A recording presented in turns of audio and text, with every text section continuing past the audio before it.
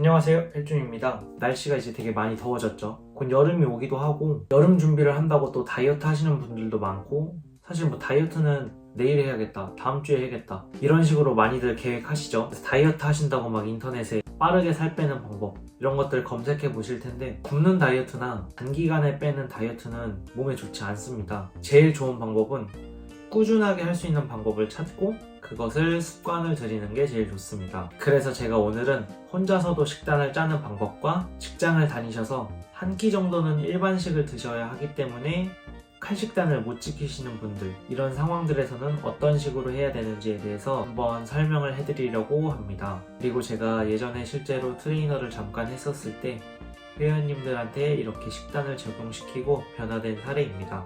자, 그럼 지금부터 핵심만 간략하게 딱딱 설명해 보도록 하겠습니다. 우선 다이어트를 위해서는 섭취한 칼로리보다 몸에서 태우는 칼로리가 더 많아야 합니다. 그래서 우선적으로 알아야 되는 것은 기초대사량인데, 기초대사량은 제가 인터넷에 이렇게 검색을 하셔도 되고, 아니면 인바디를 재도 옆에 기초대사량이 나오죠.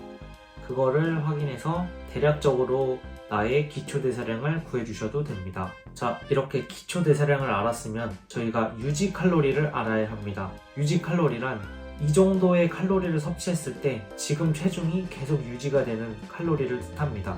그래서 나의 활동량을 한번 생각해 보시고 여기 표를 띄워 드릴 테니까 아까 저희가 구해놓은 기초대사량에 이 활동량을 곱해주시면 유지칼로리가 나오게 됩니다. 자, 유지칼로리까지 구하셨나요? 자, 이제 유지칼로리를 구했으면 여기서 저희는 다이어트가 목적이기 때문에 감량 칼로리를 알아야 합니다. 한마디로 저희가 이 정도를 먹었을 때 다이어트가 된다, 이걸 알아야 되는데, 아까 말씀드린 것처럼 한 번에 너무 확 빠지는 다이어트는 몸에 좋지도 않고 장기간 유지를 할 수도 없어요. 그래서 유지칼로리보다 어느 정도 적당량을 적게 먹어야 하는데, 어떻게 구하냐 하면 유지칼로리에서 10에서 20%를 감량한 칼로리로 구해주시면 됩니다. 그래서 유지칼로리가 내가 이 정도였으면 거기서 10에서 20%를 제외한 이 정도 칼로리가 내가 다이어트를 할 때 섭취해야 되는 칼로리겠죠. 자, 이렇게 저희가 다이어트를 할 때 얼마나 섭취해야 되는지까지를 구해놨습니다. 이제 이러면 거의 다 하신 거예요.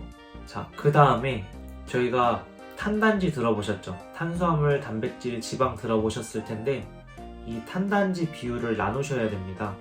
그래서 저희가 다이어트를 하기 위해서 구해놓은 칼로리에서 탄단지 비율을 5대 3대 2로 나눠주시는 겁니다. 탄수화물 5, 단백질 3, 지방 2 이렇게 나눠주시면 탄단지가 각각 몇 칼로리가 나오겠죠.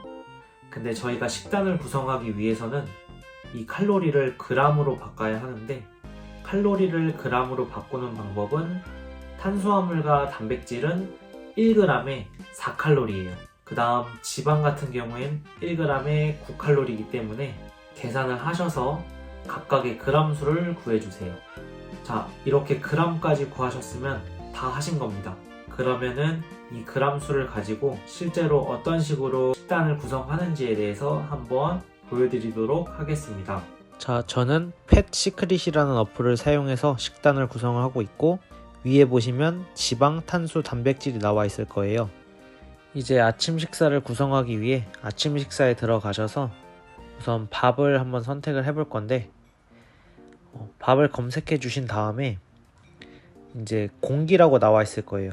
그러면 이거를 저희는 그램으로 바꿔야 되기 때문에 그램으로 바꿔주시고, 내가 먹을 양만큼 그램 수를 바꿔주시면 됩니다.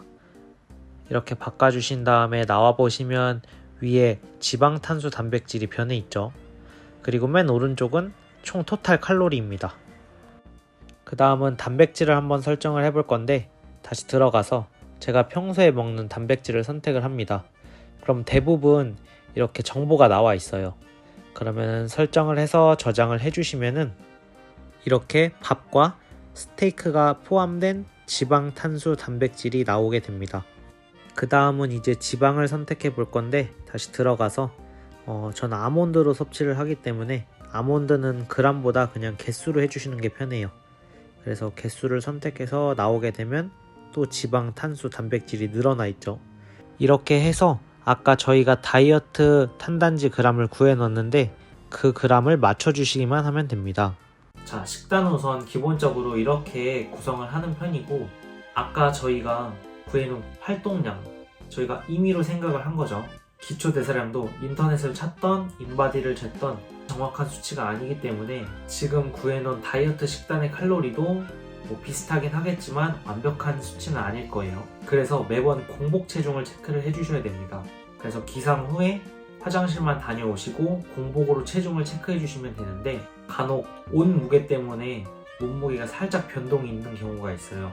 그렇기 때문에 옷을 동일하게 입고 재주신다든지 아니면 그냥 속옷 차림으로 재주시면 좋을 것 같습니다. 그래서 공복 체중을 재고 계속 기록을 하셔서 체중이 늘어나는지 줄어드는지를 조금 체크를 해보시고, 갑자기 체중이 너무 많이 빠진다 하시면 탄수화물 양을 뭐 10g씩 조금만 올려서 또 공복 체중을 체크해 보시고, 만약에 살이 오히려 반대로 찐다 하시면 탄수화물 양을 10g씩 조금씩 낮춰주시면서 공복 체중을 재주시면 좋을 것 같습니다. 아마 이런 식으로 초반 일주일은 진행을 하셔야 나의 정확한 데이터가 좀 쌓일 수가 있어요. 자, 여기까지가 이제 저희가 식단을 구성하는 방법이었고, 제가 아까 말씀드린 것처럼 완전한 식단을 못 하시는 분들 같은 경우에는 어떤 식으로 진행을 해야 되는지 한번 간략하게 설명을 드릴 건데, 대부분 직장 다니시는 분들은 점심에 일반식을 드시게 돼요. 근데 내가 뭘 먹었는지는 알아도 그 음식에 대한 정확한 탄단지의 성분을 모르기 때문에 그 일반식을 대비해서 아침이나 저녁에 탄수화물 양을 조금 제한해 주시는 겁니다. 예를 들어서 점심에 일반식을 드셨다 하면 아침은 동일하게 그냥 식단 하시는 대로 드시고, 저녁에는 탄수화물을 조금 더 낮춘 고구마를 드신다든지 이런 식으로 진행을 해주셔도 좋을 것 같고, 그리고 일반식을 드실 때에는 되도록이면 단백질 위주의 식사로 드시는 게 좋습니다. 뭐 제육볶음이라든지 아니면 불고기 이런 종류의 식사를 해주시는 게 좋고, 조금 피해야 될 음식은 튀긴 음식이나 아니면 탄수화물이 많은 떡이나 아니면 너무 단 음식들은 좀 피해 주시는 게 좋을 것 같습니다. 아마 일반식을 진행하시는 분들은 체중이 조금 들쑥날쑥 하실 거예요. 그래도 공복 체중을 계속 기록을 하시면서 어느 정도 본인의 데이터를 쌓아 주셔야 일반식을 진행하시면서도 조금이나마 그래도 체중 감량을 하시기는 좋을 것 같습니다. 사실 다이어트 많이들 다짐하시면서 하기 힘드실 텐데, 제가 생각했을 때 우선 다이어트를 하기 위해서는 운동은 기본이 돼야 되고 식단이 뒷받침이 돼야 된다고 생각을 합니다.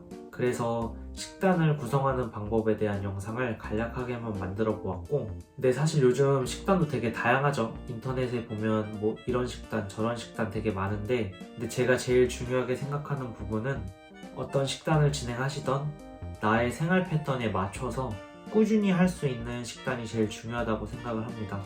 그래서 너무 굶거나 급하게 다이어트 하려고 하지 마시고 건강하게 다이어트 하셨으면 좋겠습니다. 감사합니다.